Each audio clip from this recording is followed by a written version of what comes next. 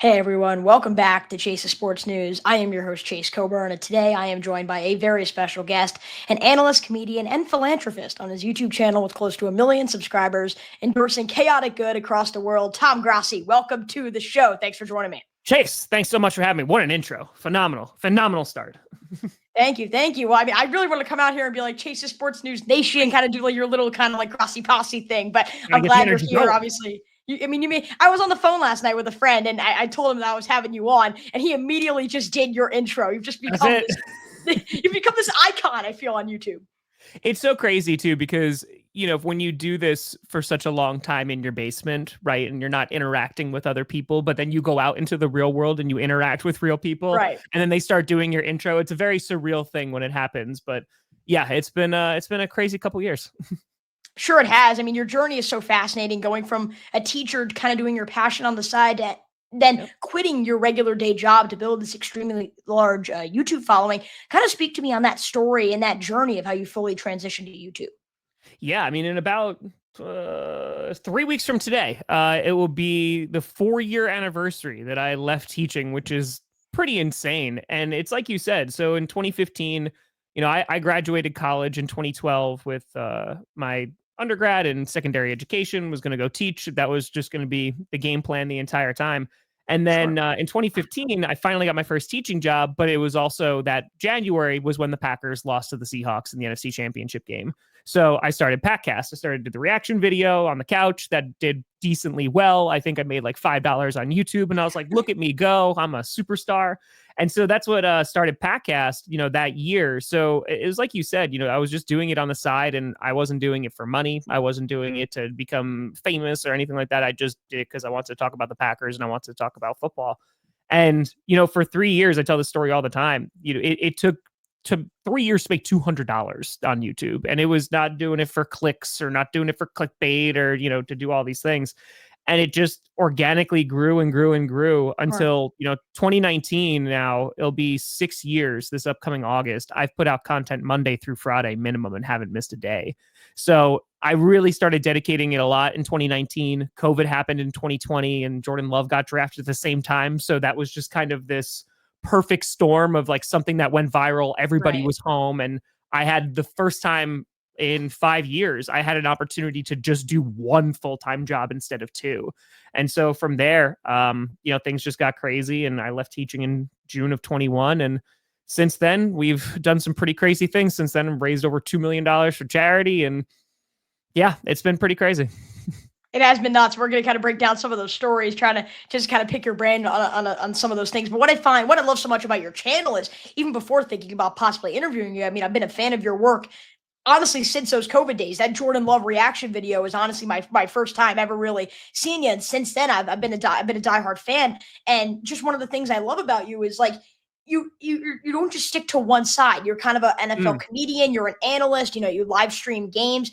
You kind of, and then you give your analysis on the Packers, but also other teams. It's like you kind of get a mix of everything for kind of this greater good of an audience. How do you what kind of sparks your choice in content? But then also, what has allowed you to keep consistent viewership in all phases of your work?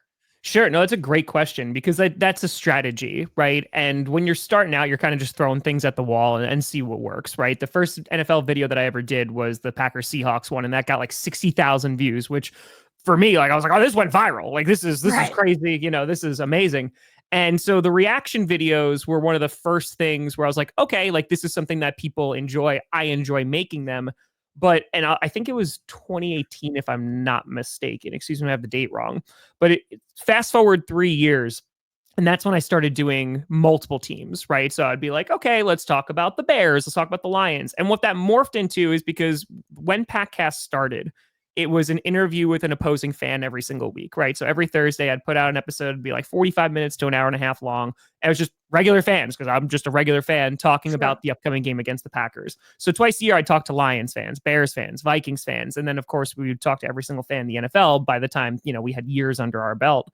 And at that point, it was, okay, I was not only just getting more insight onto what was going on with the other teams, but it was kind of a fandom shift in which, like, I love the Packers, right? So like, I've loved this team since I was 6 years old. It's a childhood thing. And to meet people that loved their team as much as I loved my team kind of just gave me a greater appreciation. And like, even for like Cleveland Browns fans, right? They went an entire year without winning a game. And I'm Right. talking to them in the middle of it. And I'm For like, sure. man, we lost in the playoffs again. And they're like, we are looking for one win, just Right. one. And then the whole city gets beer. Or even talking to Lions fans, right? Like they went through the same exact thing. They went through an Sure. entire season where they didn't win a game. So it kind of gave me a greater appreciation of not just the fandom that everyone had, but also just the other teams and like getting to know what was going on in the other teams. And so what started off of branching off from the Packers was just sticking within the division, right? We play the Lions twice a year, Vikings and Bears. And so I wanted to know as much about them as I could, because then that would help with the analysis portion, right? You know, I'd be like, oh, okay, well, they just had a new starting center. That's why the Bears are doing X, Y, and Z. Sure. And so it started off as that. But then as time went on, you know, I'm still interviewing all these fans. I just started to learn more and more about all these other teams and was like, okay, the reaction videos, like you mentioned, you know, those are all improv. Unless they're the season reactions, you know, or scripted, you know, those are actually written out. But in terms of Brock Purdy gets a contract, I just sit on my couch, I turn a camera on, and I just change jerseys and talk, right? It's all improv. I feel like you get it out sometimes before I even see the news. I feel like I'm checking my notifications. I'm like, Brock Purdy signs extension, and there's Tom Grossi's video. It's like, there it is. I mean, so that also and that wasn't your question originally, but that also was a huge part of my content in the beginning, because I knew I didn't have the best content in terms of just the audio wasn't good, the video, like we're talking like back in the day. Like I knew that it was lacking. And I also knew that I was never going to be traditional media. I was never going to beat some of these bigger YouTubers who had like larger followings. And so what I could control was how quickly I got things out. Now, of course, when I was teaching, I couldn't do anything about that. Like the famous one is the Packers signed like everybody and their mother finally for free agency in 2018. They got Zadarius Smith, Preston Smith, Adrian Amos, Billy Turner, and this happened in first period when I was about to teach social studies, right? So I couldn't do anything. But yes, that kind of, now that I'm actually home and able to do this, if I'm home, like that video is out hopefully within 30 minutes to an hour, you know. But the thing that keeps that fresh for me and keeps it without being boring is just knowing as much as humanly possible about it and being accurate, right? So I want it to be funny. I want it to be entertaining, but I also want it to be kind of like informative, but also be representative of the fan base and how they're actually feeling. You're never going to get everybody. You're never going to make everybody happy. But if I can get a consensus of like, here's how they feel about Brock Purdy, you know, being extended. But to your point about the Eagles in 2018, I legit stopped doing season reactions that year because I felt like it was getting stale. So like you can go back in 2018, the Eagles one was the last one I did for that season. I forgot how many teams I had done at that point, but I was like, I have nothing new to say. Like it was getting very formulaic. It was getting very kind of just dry. So I was like, all right, I'm not going to do that. So the kind of content that I make has allowed me to have the freedom to do kind of whatever I want, which has been really, really nice. It allowed me to like mess around with other things, but yeah, I think it's just, I need to be interested in it, you know, for me to want to do it. So like the regular news breaks, you know, reaction videos, those would just become easy and I enjoy doing them. But if it is something that I just don't want to do at this point, I just don't. And because like I don't have sponsors that are relying on me, like I have to get this out because I don't take any. I just make what I want to make and, you know, keep it going. I mean, it feels like you're literally living the dream and also like making a living out of it and helping so many people. And we're going to talk about the work you do with different charities, because that's to me one of the biggest things that I idolize about you and your career. But I mean, you could see it in the background. For some reason, if one of my audience members hasn't watched Tom Grossi, which by the way, if you haven't watched Tom Grossi, click off this video, look up Tom Grossi on YouTube. You're missing out. But in case you haven't watched him, I mean, look at this. Look at his screen. It's Packers, Packers, Packers, Packers. You've been a Packers fan, as you said, since the age of 6. First of all, I love the story. I know you shared it. I think it was on the Rich Eisen show about how Packers beat Cowboys, and that's it. You're a Packers fan. But you won the Fan of the Year award in the 2023-24 year, which it's an award personally I didn't even know existed, and yet I feel like that's an award everyone would want and cherish so greatly. Being a Packer fan really your whole life, how much pride came with kind of being honored as the best fan in the game? It's so funny you mentioned it too, because Johnny Barks, the guy who edits some videos for me, he actually sent me the hat from the game where that's hilarious. The Packers Cowboys that turned me into a fan.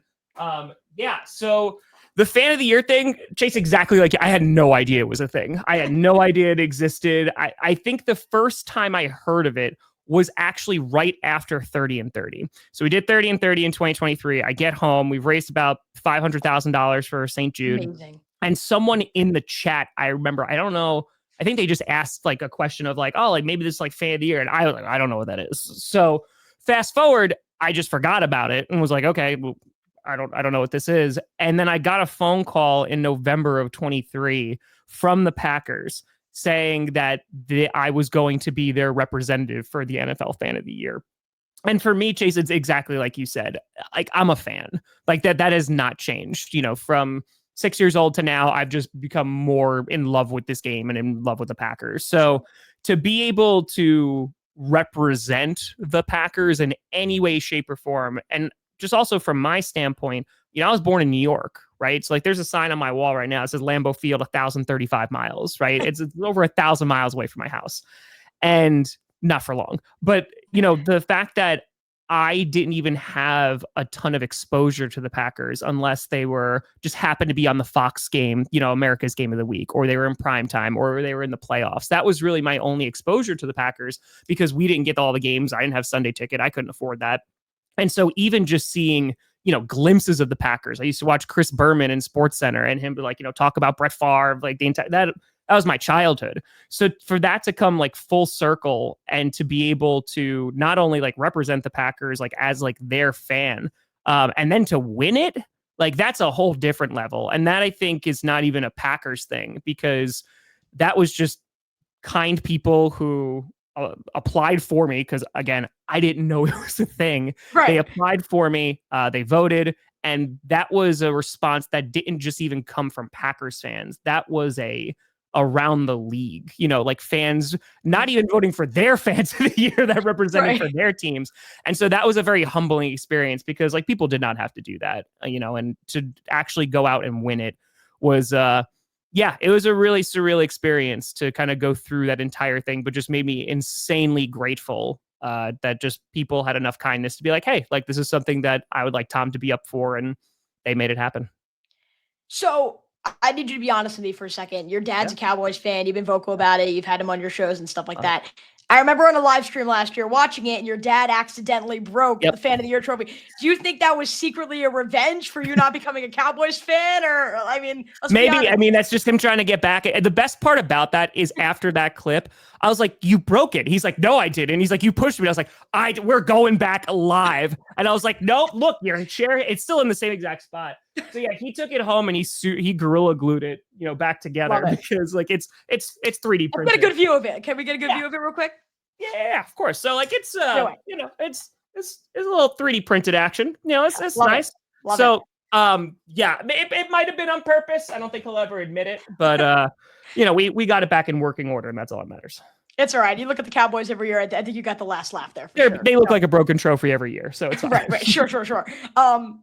We got to talk about what you do for charity. I've mentioned it so many times. That's the thing about your mission that I just admire greatly. You went live 170 hours. I think it was 170, 178, something along those lines. You raised $1 million for charity. You raised over $2 million in your YouTube career, which included 30 for 30 and 30 and other events as well. Just kind of reiterate the importance to you the charitable component has been to your work. Yeah. So to kind of pick off of where this wasn't viable as a career until I was 5 years in it. Right. So 2020, at the end of 2020, that was the first time that I actually made money that was more than I made teaching. And I was not making a lot of money teaching because teachers don't make a ton of money. So that happened at the very end of 2020. And I said, okay, maybe this is like a real thing. And it happened before that when Jordan Love got drafted and everything went viral. And I just was putting out, I put out so much content. You know, it was every single, because I was home. It was the first time I was like, oh my God, I don't have 2 jobs. This is amazing. That's actually when I started my private YouTube channel. No one will ever see the videos, but unlisted, I just went live like 2 times a day to like one person. And like, you know, those were the days. It was the time everyone was home, right? So it was kind of just like, all right, what are we going to do? All right, let's turn a camera on. And at that point, I had done it for 5 years. And I was able to like take, because I didn't spend any of the podcast money, I was able to take some of the money and put it back into the channel, you know, and upgrade for like webcam and cameras and mics and soundboards and all that great stuff. So I left my job in June of 21. It was a rough year. There's a lot of stuff that was going on personally in 21 as well. And it was the a few weeks before Christmas, and I was like, you know what? Like, I'm just gonna do a fundraising stream. I'm gonna stream for like 8 hours the Saturday before Christmas.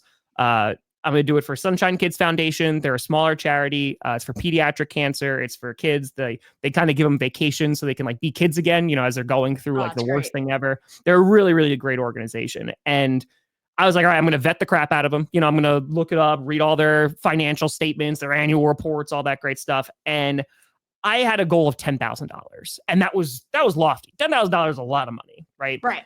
I streamed for 8 hours. It wound up being 9. They were holding me hostage for a bit. But that night we raised $51,000 for charity. Wow. And it was at that point, like once the stream was over and I turned it off, I sat in this chair and I was like, holy cow, like that is an insane amount of money. And I sat with it for a second and I was like, I could raise $1 million for charity. Like it was that night. I was like, I could do this. Like this is a thing that is possible. And so we raised, I think that in 2021, we raised about $86,000 total for charity throughout the entire year. The following year, we broke 100,000. I think it was like a little over 100, maybe $104,000. And then 30 and 30 happened in 2023. And so this all came out of the fact that is exactly what you said, Chase. Like, I'm able to do this. I know how hard it is to get to this point, and I just worked. Like, I've worked that's the behind the scenes. I just work all the time, right? But I get to do something that I love every single day. I get to make what I want to make. I'm not beholden to anybody. Get to be my own boss. Get to talk about football. Get to talk about the Packers. There's a lot of work that goes into it, right? But the rewards are pretty great. And I'm not even talking about from financial. I'm just talking about just from I love what I do every single day, right? Like I can get up. That's and how I you gotta live. You gotta live doing what you love, and you just happen to become really big while doing so. Exactly. And, and I love teaching. Don't get me wrong. I loved every second of it. The COVID year was pretty rough, but like I loved it. And so there was such an amount of gratitude that it took 6 years for me to get to a point where I could leave my job. Of course, I'm going to give back because like it's what you're supposed to do, right? Like I've gotten to this point. That's what we're going to do. And so it's not even the financial, the charity stuff.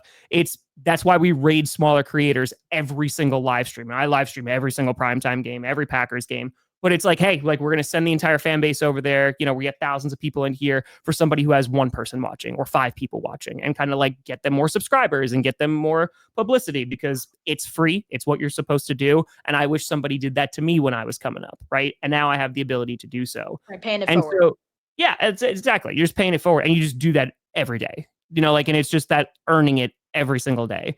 And so you mentioned the 30 and 30. Like, so in 2 years, we started 30 and 30. It's the 2-year anniversary a couple days ago. We've raised $2 million since in 2 years. Like, that's pretty nuts. Like, it took 2 years. Insurmountable to think about. Like, it's insane. Like, it was $180,000 in 2 years. So 2021 and 2022. Since then, we've raised $2.2 million. So we've raised $2 million in 2 years. And like, it's just one-upping myself constantly. We do 30 and 30. We raised $500,000. I had a goal of $100,000. 5x'd it, right? And I think the important thing is too, like 30 and 30, as I said, I don't have any sponsors. This is all self-funded. I had the money I saved for a house, and I was like, all right, it's about $50,000. I'm paying for me and Johnny to go. I'm paying him. I'm paying the hotels. I'm paying like the flights. I'm doing all that stuff. And we turned it into $500,000 for St. Jude. But it's also like every penny. Like they get everything, like I lose money. Make absolutely no, because that's what you're supposed, that's charity, right? Like that's what you're supposed to do. Then it was the international tour. And when I got home from the international tour, I streamed for 15 hours straight so that we could raise a cumulative total of $1 million in those past 3 years. And that gave me the idea of, I can stream until I hit 1 million, because last December we streamed until I raised $100,000 for charity. And then this past February, we did it for 1 million. Incredible. I just did those streams and I was like, oh my God, like you really streamed for like that long consecutively. It was unbelievable. It was really fun to watch kind of throughout that entire process. And I love how kind of your concept is spreading chaotic good. And oftentimes I feel like people think of that. It's always money. And yes, exactly. Money's a big part because money could go a long way, but you kind of take that to the next level in a sense of like being able to help people, being able to connect with people, helping them grow. And I think that needs to be shared, that message, more often, because I think everyone thinks money is the end goal in anything, but there's so much more. Yeah. But it's exactly what you said, right, Chase? Because like, listen, I can't retire. I've raised more money for charity than I've ever made personally. Like, and that's a good thing. Like, that is something that I want to boast about because, like, yeah, that's what it should be, right? But the fact that I can pay my bills, the fact that I was able to buy a home after 10 years of doing this, because this is now my 10th year doing podcasts, like, yeah, like, I'm so great. The draft pick, if I never do anything again, right? If I never get any opportunities, if I raise $2.2 million for charity. You know what I mean? Like, and we've helped, I don't know how many people at this point. The sense of community that's happened here, the friends that have been made like through this channel, like that's what matters in the end, right? Like, I love talking about football and I love talking about the Packers, but if my channel was to go away tomorrow, that's the kind of thing that's going to go way beyond me. And the fact that people have taken that chaotic good and have done stuff in their own lives, you know, whether that's going to homeless shelters or whether that is going out and donating to charity or donating their time to charity, because that's just as important as like donating money to charity. You know, that's it. Like, you have a platform. I have no interest in scamming people. I have no interest in taking people's, you know, money and selling them a terrible product. Like, this show's free. It's always going to be free, you know, and that's just the way that I've wanted to run things, because it took so long to get to this point that now the only reason I would go and like take a sponsor or like sell some crappy product, it would only just make me more money. And I'm at the point of like, yeah, money's nice, but that's not what the point of this is. And you've hit that right on the spot. You mentioned the Green Bay, you know, announcing the Green Bay draft pick, kind of that whole experience in Green Bay, the fact that it was in this area that you've given so much time to with your podcast. I'm sure that must have been incredible. We got to talk about football here. I mean, they got their first round receiver. I saw your reaction. They got Matthew Golden, and I retweeted something the other day, and it was more about, I'm a Baltimore Ravens fan, so it was more from the perspective of kind of the Ravens and what it means about Lamar Allen kind of debate that I feel like I'm always having with people. But one of the stats that Warren Sharp tweeted out, and I quoted it, was about how the Packers had the highest percentage of receiving errors that caused incompletions last season. And now you got Golden. Is that going to be the key to kind of unlocking Jordan Love in this offense? Yeah, you would think that that's going to go a long way. And I think it's twofold, right? Because they go and get Matthew Golden. They go and get Savion Williams as well in the third round. But in the second round, they also draft another offensive lineman. And this is after in free agency where they brought in Aaron Banks from San Francisco. And so I think it's twofold. One, you have additional protection for Jordan Love, because while the offensive line was not bad last year, when you had injuries along the O-line, that's a bit of a problem. On top of that, we did lose Josh Myers, who was our center, so we're going to move somebody else over. So to have the depth there and give more protection to Jordan Love, that's going to make that's never going to make an offense worse, right? Like, when you build the trenches. I mean, you know, right? You got Ronnie Stanley to bring him back, so thank God he didn't go to the Chiefs. And so, thinking about the fact that Tyler Linderbaum's a free agent next summer scares me every night before I go to bed. So because like, that's never going to make an offense worse. Right. So it's that, and then I think it's also you needed that consistency, because yes, we did lead the league in drops, and that's kind of an issue. And after the 2023 season, where everybody was super high on our wide receivers because they were so young, right? Dontavian Wicks heading into last year was like, oh man, look at his route running. It's going to be so good, right? You look at Jaden Reed, he could do everything. Christian Watson, when he's healthy, he can stretch the field. Romeo Dobbs, he's got consistent and sturdy hands. All these things, it was hyping it up, and then it did not come together, right? Whether it was with the drops, whether it was just the miscommunication, whether it was the lack of consistency, both from Jordan Love and also the receivers, it just didn't work out. So the good thing was Josh Jacobs was a stud, right? Like, they have that run game. Marshawn Lloyd, who they drafted, didn't really play last year, but he's coming this season. So hopefully that works out. So yes, I would think that this is going to make the offense better. The only reason there's a little hesitation is because the way that the Packers usually run their team is they do not throw their rookies, you know, straight into the fire. I mean, hell, look at our quarterbacks, right? Like, but at the same time, it's also led to so much consistency. I mean, when's the last time the Packers were bad? I mean, truly.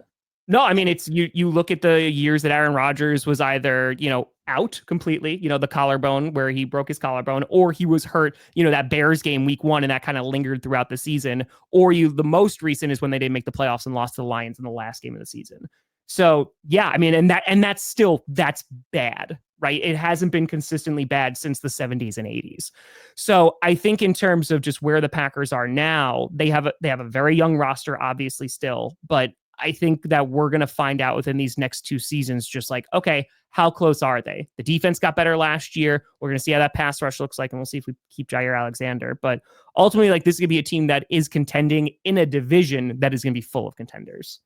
100%. I mean, you got to think the Bears are going to take that next jump, and we'll see what JJ McCarthy has in store with an overachieving Vikings team from last season. I'm still convinced that wasn't the Sam Darnold breakout. I think that team was just better than I think people expected. And who knows Yeah. if JJ McCarthy is serviceable enough, if that team could still live up to expectations. It could very well be one of the best divisions in football this coming season. To me, I think Green Bay will live and die by Jordan Love's mistakes. And I think that Green Bay should have won that NFC at the game to go to the NFC title game against San Francisco. You're probably like, which year are you talking about? But yeah, which year, right? Right. This most recent one in the 23-24 season. Yeah. But then Love turns the ball over. And I'm not trying to just, kind of add salt on the wound here, but I just think it's one of those things where with Love, he's so talented. And when he's at his best, he's one of the best in the league. And when he's at his worst, he's kind of, I mean, Jameis Winston, I feel like at his prime was a poor man's Jordan Love. Like Jordan Love is better than Jameis Winston, but just in terms of this, when it's good, it's good. When it's bad, it's bad type. And if they need Love to be consistent, I think if they want to have that. I think that's what it comes down to is consistency, right? Because if you look at the game the week before that against the Cowboys, I mean, he had one of the best playoff performances ever. Like literally ever. Like they took him out and they took him out of the game because they're like, oh, and then they put him back in and then he started throwing an incompletion or something. But yeah, I mean, that's also what you expect. I think that there's a couple things. One, if you're a Packers fan and you grew up during the Brett Favre era, I mean, Brett Favre you live and died by Brett Favre. He will go out there and throw 3 touchdowns. It'll be the greatest game you've ever seen. And he will, snatch victory from the jaws of defeat. Or he's going to throw 4 interceptions, right? And I think with Jordan Love, there's 2 things. One, there's the consistency. He's still super duper young. He's only had 2 years actually as a full-time starter. He also was injured last year, and I'm not trying to make excuses to him, but you're also coming off of a quarterback who historically never turned the ball over. I mean, Aaron Rodgers in his prime, and even when he won back-to-back MVPs, did not turn the ball over. You're talking 4 or 5 interceptions a year. And so to then go to Jordan Love, who is going to throw more interceptions, I think he threw 11, right, last year, which is not the worst. But when that starts to come in crunch time or they get the ball last and it is a pick, that's where that consistency just needs to get better. And you hope with an improved O-line, a good run game, and some receivers, it's going to work out a little bit better. Way too early prediction. It's June 4th. Who's winning the Super Bowl this year? Listen, Chase, when the heck are the Ravens going to make it to the Super Bowl? I've been waiting this entire time. So, I mean, I'd love to say I ask that question every morning when I wake up and every night before I go to bed. So the Ravens are the regular season team. They're oh, yeah, they're really good. Yeah, they run the ball really well. And then they get to the playoffs and it was never mind. We don't want to do that anymore. They do everything you want out of a playoff team. They have a great defense. They beat the crap out of you in terms of their physicality. They have one of the best players in the world. They have a good head coach. They have a stable organization. They have, I believe, the best, if not the best general manager in the league in Eric DeCosta. And every year it's the same result. I don't know when to change my mind. Every year I'm like, all right, this is the year. This is going to be the year or something. So it's hard with this team. I feel like the Eagles have to be favored in the NFC again because, I mean, they re-signed who they needed to, right? And they did lose a couple pieces on defense, but I think they already have some insane depth. Their secondary, I'm so jealous of because it was bad. Their secondary was bad before last season. And then they're like, oh yeah, let's just draft some of the best secondary players in the draft. And they go get Quincy Mitchell and also Cooper DeJean, who both had phenomenal seasons. And then on the offensive side of the ball, Hurts is good. Saquon's one of the best running backs, if not the best running back in the league right now. They have an amazing wide receiver 1. They have an amazing wide receiver 2. So I think that they are still going to be pretty heavily favored within the NFC. So I wouldn't be surprised if they make another trip to the Super Bowl. I'd love the Packers to be in there, but there's a few more question marks I need to have sorted out there, especially pass rush. And then in terms of the AFC, the Bills are going to be up there. The Ravens are going to be up there. I think the Ravens are going to be very favored to win the AFC North. And then the Chiefs, I know a lot of people are talking about them taking a potential step back. They are going to be in a more competitive division, right? That was what you would hope. I'm really high on Denver this year. I know your guy Brandon Perna would tell you as well, but I'm high on Denver. Yeah, I mean, that's going to be Bo Nix, right? I mean, their defense should be really, really good. They already had an amazing secondary, but talking about that offense, they have RJ Harvey. I know J.K. Dobbins, there's rumors about him potentially going to take a visit to Denver. So, yeah, I mean, I think the Chiefs, you just can't let them into the postseason because they just have the experience where they will just beat you, right? They can go on the road and they can do it. So I feel like they're all I'm in at the good point though with Kansas City where I get they had the close games last year, but like they won 15 games and made the Super Bowl. Like I'm at the point where like I have no reason to doubt them. Like I bet against them at your own peril at this point. To me, Exactly. I mean, like before even the Super Bowl that happened in February, I was like, yeah, the Eagles, I think on paper are the better football team, but like I can't count out the Chiefs, right? Like right? there's plenty of times where I think the opposing team is better, but it just turned out this point the Eagles were a lot better. So yeah, no, I wouldn't be surprised. It's any iteration of those guys. We'll have to see what happens. This should be a great NFL season once Yeah, again.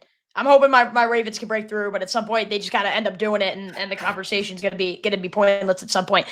Tom, you've already accomplished so much, but it feels like you've only scratched the surface of what's to come. As you said, you've only done this for about 4 years now in terms of a full-time full time. Yeah, opportunity, right? And say we do this again in 10 years. I'd love to do it again almost every year. This has been incredible. But say we do this again in like 10 years and we're looking sure. back in your career in retrospect. What has Tom Grossi done to grow his platform and spread chaotic good across the globe? Yeah, it's a great question. I mean, it's so funny because these last 2 years in particular have been like extra crazy. It's been crazy since 2021, but and honestly, that's just because I had more time to dedicate to this. And, I tell this to people all the time. When I was teaching that last year, I got 3 hours of sleep a night. And that's not a boo-hoo. That's just like, this is the amount of work to run this channel the way that I want it to be run without sponsors. I need to put out a ton of content, right? Otherwise, I ain't paying bills. So to keep it a free show, to have no sponsors, and to do it like I stream everything, I put out content during the season. It's 7 days a week. But I think for me, I mentioned this before, like if I don't do anything again in terms of just opportunities, like I'm content with the level of success because yeah, I helped people. I got to do something that I loved. I'm a decade into this, so it's been a hot minute. So the next things that are on the horizon, I'm hoping by February of next year, by the Super Bowl, we'll hit 1 million subscribers. So we're 145,000 subs away from that, which is going to be, man, I just been working for that for 10 years. So like that's going to be a very, very cool moment. I said when we hit 1 million, I'll do 30 and 30 one more time. So that's probably gonna be next summer. So we'll do that, because the other goals that I had, man, was to hit 1 million subscribers, was to raise $1 million for charity, and then to do it in one campaign. So it took 3 years to raise $1 million. And then it took a week to raise the other $1 million. So like that, in terms of the fundraising, if that could get up to 5 million before we're all said and done, I mean, I think we could do that within the next 2 years. So I think that there's some more charity stuff that I want to do, but then it's going to be kind of like actually taking a break during the off season will be nice. Like actually not working on a Tuesday in July and being like, oh, okay, you know what? I'll let this one go for the day because the streak has been going on forever. But yeah, I don't know how big this is going to get because I have done things that have actively kept this channel from growing larger because I want to be able to keep it.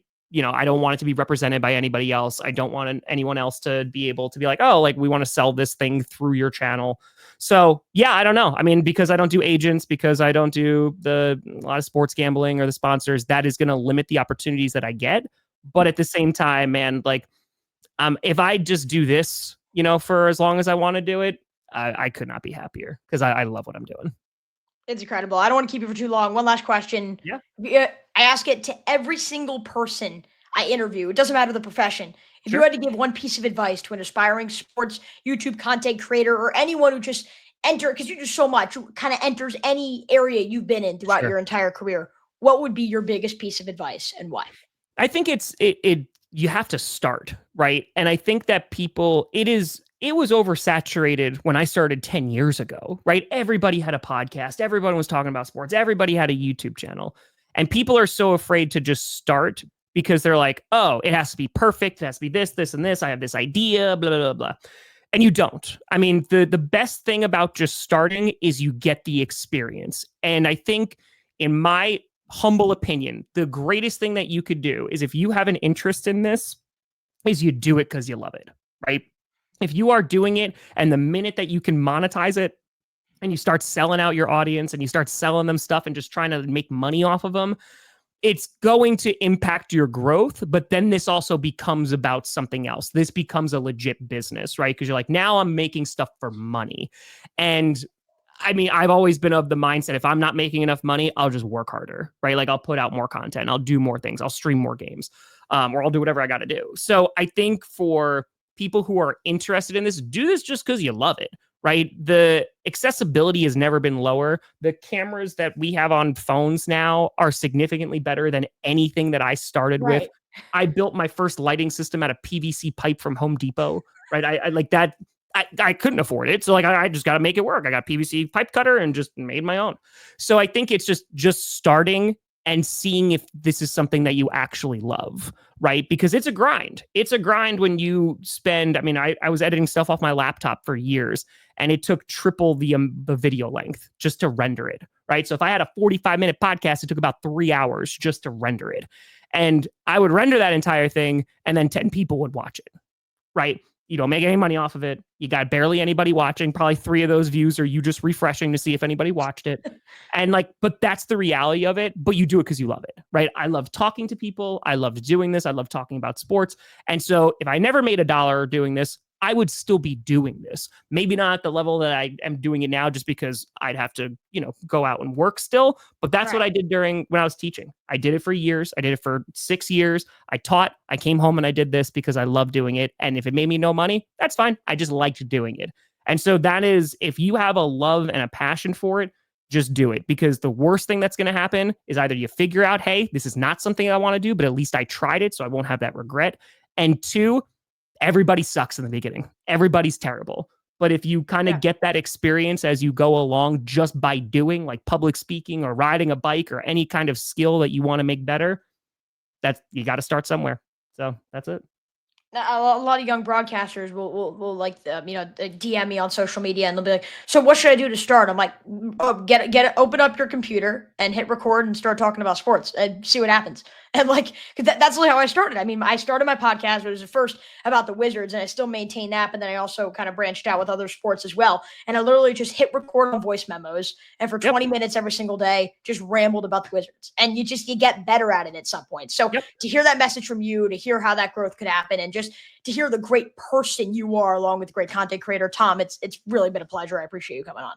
I appreciate you having me. Yeah, and I mean it started in 30 and 30, man. Like there's an active decision, and if you get to a point where you have the ability to give back on a grand scale, that starts with you giving back on a smaller scale, right? Like that's you like taking your time and like, I've been doing this for years now, of just like whether it's personal things and just like going out and helping people or like donations or what have you. Once you get like, what do you want this platform to be and what is the purpose? Is you just want to talk about sports? You could just do that. It's like you said, you turn on a phone, you turn on your camera, you could do that right now. So there ain't nothing stopping you. You want to make it larger? That takes a little bit more, but there's nothing stopping you from doing something that you love. You're 100% right there. Tom, it's been a pleasure. Thank you so much for coming on. For the Grossi Posse Packer Nation who was coming to the channel, we appreciate you viewing as well. And best of luck, Tom, for whatever is next. And you'll have at least one. Yeah, I know you said at first you always had 10 viewers. Now you have a lot more. One of them will definitely be for me for your everyday content. So we appreciate it. I appreciate you, Chase. Thanks for having me. Thank you so much. We're going to sign off here alongside one of the best content creators in the game, Tom Grossi. I'm your host, Chase Coburn, saying so long from Chase Sports News.